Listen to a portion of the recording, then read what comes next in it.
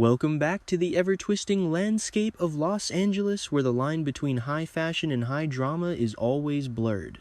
As we turn our attention toward the upcoming events scheduled for February 3rd on The Bold and the Beautiful, the air is thick with tension, secrets, and the kind of emotional upheaval that only the Forrester and Logan families can truly manufacture. Today, we are peeling back the layers on a series of confrontations and revelations that promise to shift the alliances within the city's elite. From the stern warnings of a protective daughter, to the collision of strangers on the street, and the clandestine machinations of a design legend, the narrative tapestry being woven is as intricate as it is volatile. The narrative arc centering on Steffy Forrester is perhaps the most emotionally charged, as it pits the unbreakable bond of family against the unpredictable nature of love. The foundation of this conflict was laid when Taylor Hayes and Deacon Sharp, two souls with a history as checkered as the city itself, boldly declared their love for one another. In a moment of defiant vulnerability, the psychiatrist and the restaurateur stood firm, choosing to embrace a connection that many would deem impossible. Taylor, in a display of newfound courage, explicitly stated that she was unafraid of the repercussions that would inevitably rain down upon them once Sheila Carter discovers the truth. This lack of fear, however, is not shared by her eldest daughter, Steffy. Steffy Forrester is no stranger to the chaos that Sheila Carter brings into any room she enters. She has lived through the trauma, the near-death experiences, and the psychological warfare. Consequently, when Taylor sits down with her daughter, expecting perhaps a hesitant blessing or at least an attempt at understanding, she will instead walk directly into a wall of maternal ferocity. Steffy's perspective is not one of simple disapproval. It is a deep-seated terror for the safety of her entire family. In Steffy's eyes, Deacon Sharp is inextricably linked to Sheila, her current husband, and aligning with him is akin to sleeping with the enemy. The confrontation is set to be explosive. Steffy will not merely offer advice. She will lay down the law in a way that leaves no room for misinterpretation. The dialogue will shift from a mother-daughter chat to a command performance. Steffy is expected to draw a hard line in the sand, making it clear that Taylor's association with Deacon is non-negotiable. "You will no longer associate with Deacon Steffy," will declare her voice, leaving no doubt about her severity. But she will not stop there. Raising the stakes to their absolute limit, Steffy will issue an ultimatum that threatens to fracture the family unit irrevocably, or you're gonna lose me and my family. This is a nuclear option. Steffy is essentially telling her mother that if she chooses Deacon, she chooses to be estranged from her daughter and her grandchildren. It is a gamble of the highest order, forcing Taylor to weigh the passion she feels for Deacon against the love and proximity of her own flesh and blood. Will Taylor, a woman who has spent her life analyzing the human mind, fold under such pressure, or will she view her daughter's ultimatum as controlling behavior that pushes her further into Deacon's arms? The psychological battle here is dense, as both women believe they are acting from a place of protection and love. While this domestic warfare brews in the Forrester living rooms, the streets of Los Angeles are serving as the backdrop for a fateful meeting involving the younger generation. The drama surrounding Dylan has been simmering on the back burner, largely driven by the machinations of Ivy Forrester. Ivy, who has always possessed a sharper, more calculating edge than many of her relatives, has issued a direct order to Dylan leave Los Angeles and never come back. It is a command born of jealousy, insecurity, or perhaps a desire to protect the family status quo, but as we have come to learn, characters in this city rarely obey orders that go against their own desires. Dylan's refusal to skulk away in the night sets the stage for a serendipitous encounter. In a classic twist of fate that fuels the soap opera engine, Dylan will literally bump into RJ Forrester. This collision is not just physical, it is the intersection of two worlds. RJ, the charming and often peacemaking son of Brook and Ridge, finds himself face to face with a woman who has been told she is not welcome. The details of the encounter suggest a moment of embarrassment quickly followed by goodwill. Dylan, likely rattled by the collision and the secrecy she is forced to maintain, will apologize.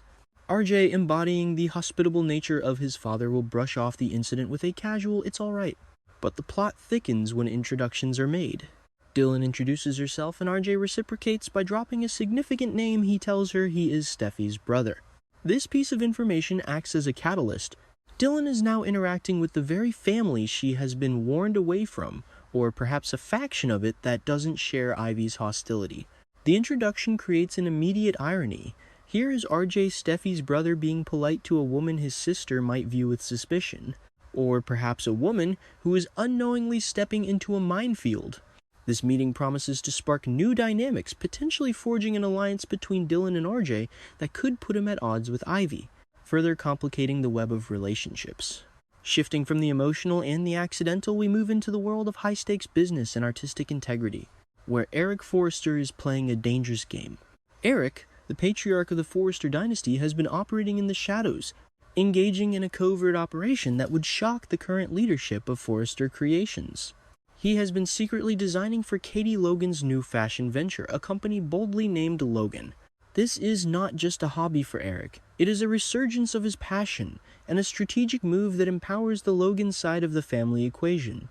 The upcoming episode features a pivotal scene where Eric will present his latest creations to Katie and her partner in this venture, Bill Spencer. The setting will likely be charged with anticipation as Eric unveils the sketches or the prototypes.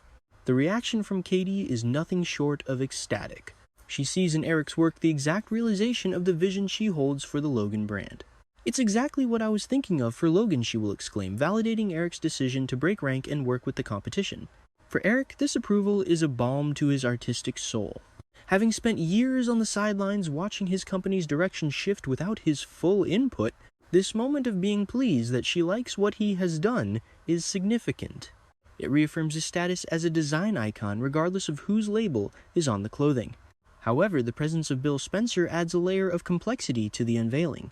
Bill is a shark always looking for the advantage, and he knows the value of having a Forrester designing for a Logan. Despite the success of the presentation, the atmosphere must be laced with paranoia. Eric is acutely aware of the consequences if his involvement becomes public knowledge. He will sternly remind both Katie and Bill that his role as Logan's lead designer must remain a secret. The walls have ears in Los Angeles, and if Ridge Steffi, or the current Forrester Creations leadership, were to discover that the family patriarch is effectively double-crossing them, the fallout would be catastrophic. The audience is left to wonder with bated breath how long this secret can be contained. With so many eyes watching and so many agendas at play, it feels inevitable that the truth will eventually surface, leading to a corporate civil war that could tear the fashion world apart. Finally, we circle back to the romantic entanglement that serves as the powder keg for the week's events, the union of Taylor and Deacon. Following their declaration of love, the immediate fallout centers on Sheila Carter.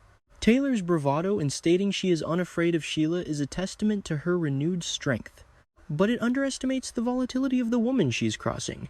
Sheila is not just a jilted lover, she is a chaotic force of nature who has proven time and again that she will stop at nothing to hold on to. Deacon. The scoop for the week highlights a terrifying reality. Steffi is afraid, and she is right to be. Steffi's fear is not just for her mother's safety, but for the sanctity of her entire family unit. She knows that when Sheila feels cornered or betrayed, she lashes out with a precision that targets everyone her enemies love.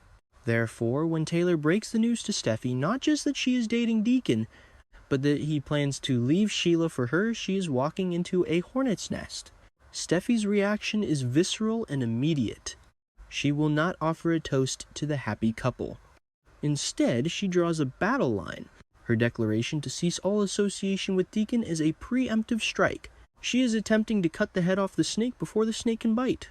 By threatening to cut Taylor out of her life and the lives of her children, Steffi is utilizing the only leverage she has, her mother's love for her family. It is a heartbreaking scenario, pitting a mother's romantic happiness against her maternal instincts and relationship with her daughter. As the episode draws to a close, the question remains, will Taylor kowtow to this ruthless ultimatum? Taylor has always been a character who struggles with finding her own identity outside of her relationships and her children. To succumb to Steffi's demands would mean returning to a life of repression, while to defy them would mean risking everything she holds dear. The stage is set for a dramatic showdown that promises to leave no one unscathed. The intricate dance between these characters, driven by love, fear, ambition, and legacy, continues to spin out of control, ensuring that viewers will be glued to their screens, waiting to see which relationships will survive the storm and which will be shattered beyond repair.